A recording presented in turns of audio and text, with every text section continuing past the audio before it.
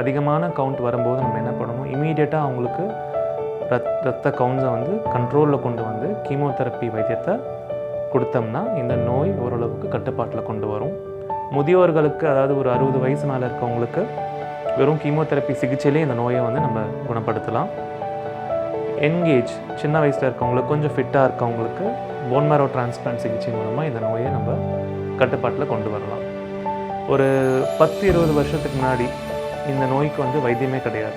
கண்டுபிடிச்சி ஒரு 3-4 மாதத்தில் patient they will all lose a patient.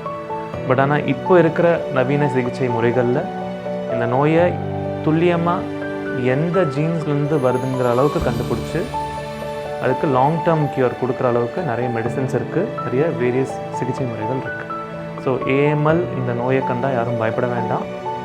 அதுக்கு நிறைய வைத்திய முறைகள் இந்த நவீன காலத்தில் இருக்குது.